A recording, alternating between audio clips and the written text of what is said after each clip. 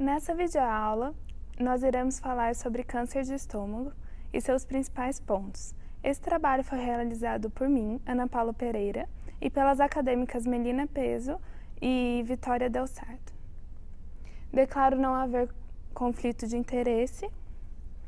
Epidemiologia. A maioria dos cânceres de estômago são os adenocarcinomas, em 95% dos casos, seguido pelos linfomas e leiomiosarcomas. É o terceiro mais frequente para os homens e o quinto tipo de câncer mais frequente para as mulheres. Em 65% dos casos, os pacientes atingidos pelo câncer de estômago têm idade superior a 50 anos. A alta taxa de mortalidade é registrada atualmente na América Latina, porém é no Japão que se encontra a maior incidência, com 780 casos a cada 100 mil habitantes.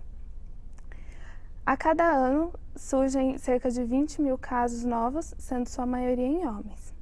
O número de mortes a cada ano está aproximadamente a 14 mil, sendo sua maioria também em homens. Os principais fatores de risco para o câncer de estômago é a infecção por H. pylori, o tabagismo, a anemia perniciosa, o histórico familiar, o álcool, o alto consumo de alimentos defumados, enlatados, com corantes ou conservados em sal, lesões pré-cancerosas. Tipos e classificação. Predominantemente, existem 3 tipos histológicos. O mais frequente, o adenocarcinoma, em 95% dos tumores, que é originado do tecido glandular. O leiomiosarcoma, proveniente das células musculares lisas, e os linfomas. Screening e triagem. São realizados 2 exames, a endoscopia digestiva alta, o método mais eficiente, e o exame radiológico contrastado do estômago, pouco utilizado. A endoscopia, ela permite a avaliação visual da lesão, a realização de biópsia e a avaliação citológica. Na radiografia contrastada do estômago, os raios-x eles vão delinear o interior do esôfago e estômago e serão procuradas áreas anormais ou de tumores. Apresentações clínicas clássicas. Não há sintomas específicos do câncer de estômago. A massa palpável na parte superior do abdômen, com aumento do tamanho do fígado, presença de linfadenomegalia na área inferior esquerda do pescoço, nódulos ao redor do umbigo indicam estágio avançado da doença. Pode também haver dor durante o exame físico, na palpação do estômago. Sangramentos gástricos são incomuns em lesões malignas. Entretanto, o vômito com sangue ele pode ocorrer em 10 a 15% dos casos. Também podem surgir sangue nas fezes. O diagnóstico. Ele é realizado através de um ultrassom endoscópico, tomografia computadorizada que vai confirmar a localização do câncer e também se o tumor se espalhou para os órgãos ou linfonodos. E também pode ser feito o exame radiológico contrastado, mas é pouco utilizado. Princípios de estadiamento. É utilizado o sistema TNM, onde T indica o grau de invasão, N descreve a disseminação para os linfonodos regionais e M a presença de metástase ou não em partes do corpo. Princípios de tratamento.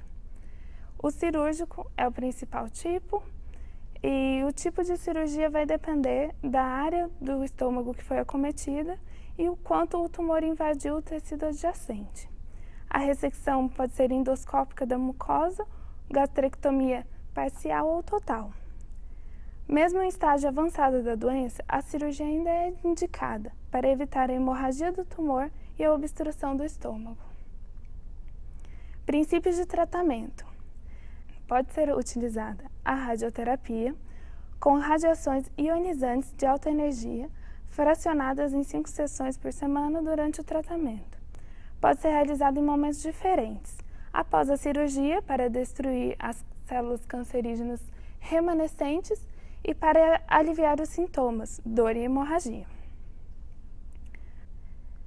O tratamento quimioterápico ele é feito com medicamentos anticancerígenos, combinados ou não, administrados por via endovenosa ou oral. Pode ser realizado também antes ou depois da cirurgia. A quimioterapia ela vai ser administrada em ciclos, com um período de tratamento e um período de descanso para a recuperação do corpo. A terapia-alvo, que são medicamentos que vão atingir diretamente as células cancerígenas com pouco dano às células sadias. Essa terapia vai alterar a forma como a célula cancerígena cresce, se divide, repara ou interage com as outras células. Seus possíveis efeitos colaterais são menos severos do que a quimioterapia convencional. Princípios de segmentos. Para todos os pacientes, uma anamnese e exame físico deve ser feita de 4 a 6 meses por 3 anos, anualmente após esse período. Hemograma completo e dosagem de vitamina D para os pacientes com gastrectomia proximal ou total. A endoscopia digestiva alta e outros exames radiológicos podem ser indicados de acordo com a clínica do paciente. Fatos e mitos. A gastrite pode ser um sinal ou fator de risco para o desenvolvimento de câncer? Depende. A maioria dos diagnósticos de gastrite não está relacionado com o desenvolvimento de tumores, exceto a gastrite atrófica. Ter a bactéria H. pylori é certeza de tumores de estômago? Mito. Na população brasileira há um alto número de indivíduos com H. pylori, mas a porcentagem de pessoas que irá desenvolver o câncer é bastante pequena. A atenção deve surgir nos casos diagnosticados com a bactéria junto de uma doença, como a gastrite atrófica. Em resumo, o câncer de estômago é raro no Brasil. Tabagismo, alcoolismo, dieta, infecção por H. pylori, histórico familiar são fatores de riscos importantes.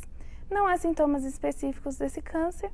Será necessária a realização de exames complementares e biópsia para confirmar o diagnóstico.